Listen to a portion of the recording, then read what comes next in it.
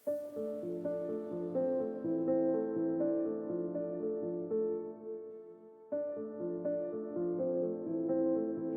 Dears, ആലിലയുടെ skeleton ഉണ്ടാക്കുകയെന്നുള്ള കുറേ നാളായിട്ടുള്ള ആഗ്രഹമായിരുന്നു. അപ്പോൾ അങ്ങനെ അത് സാധിച്ചു. ആലില കിട്ടാനായിട്ട് കുറച്ച് പാടായിരുന്നു കേട്ടോ. അപ്പോൾ ഞാൻ ഇതേപോലെ പുറത്ത് പോയിട്ട് വന്ന വഴി ഞങ്ങളുടെ കൃഷ്ണൻ്റെ അമ്പലത്തിൻ്റെ അവിടെ മഴ സമയമായിരുന്നു. അപ്പോൾ കുറച്ച് ഇലകളിങ്ങനെ അതിൽ നല്ല കുറച്ച് ഇലകളുണ്ടായിരുന്നു. ഞാനതിൽ കുറച്ച് നല്ല ഇലകൾ പറിച്ച് വീട്ടിൽ കൊണ്ടുവന്ന് എന്നിട്ട് ഒരു പാത്രത്തിനകത്ത് ഇതുപോലെ മുക്കി വെച്ചായിരുന്നു. ഞാൻ മുക്കി വെച്ചിട്ടോ. 2 ആഴ്ചയൊക്കെ കഴിഞ്ഞപ്പോൾ തന്നെ അതിൻ്റെ നെട്ട് വിട്ട് പോകുന്നായിരുന്നു. പിന്നെ ഞാനത് പഴയ ബ്രഷ് എടുത്തിട്ട് ഇതുപോലെ ഒന്ന് ഉരച്ചൊക്കെ കൊടുത്തിട്ടോ.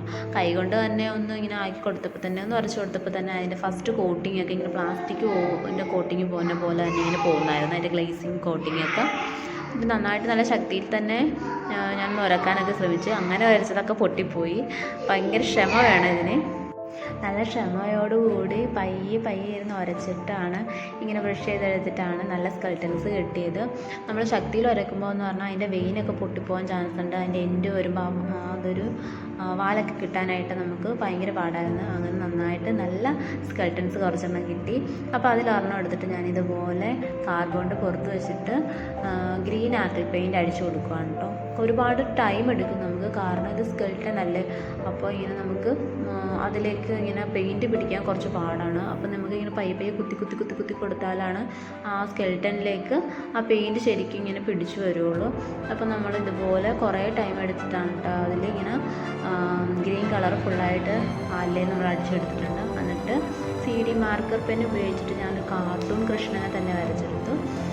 നല്ല ക്യൂട്ടായിട്ടുള്ളൊരു കൃഷ്ണനെ വരച്ചെടുത്തിട്ട് നമ്മളതിൽ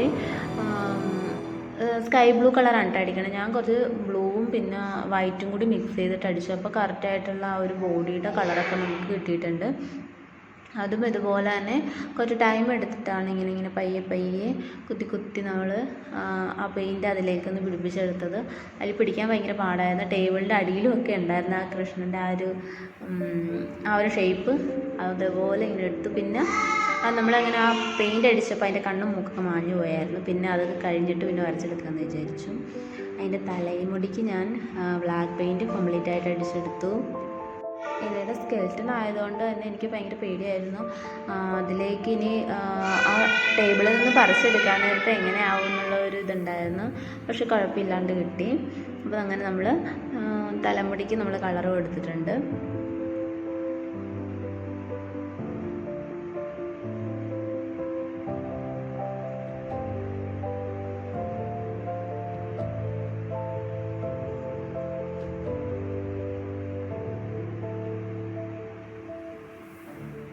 ഡ്രസ്സിന് കൊടുത്തത് യെല്ലോ കളറാണ് കേട്ടോ കൊടുത്തത്.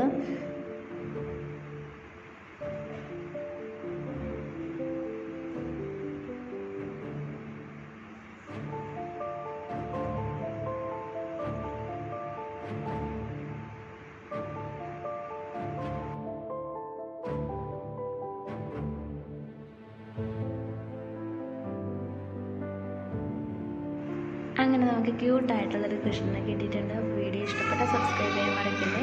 Thank you for watching.